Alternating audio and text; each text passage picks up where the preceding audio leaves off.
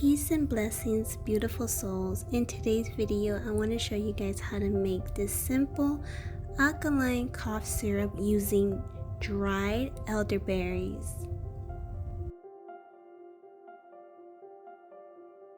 Now you can choose either ginger root powder or a whole ginger root. Just make sure that you remove the outside part of the ginger root and finely mince it.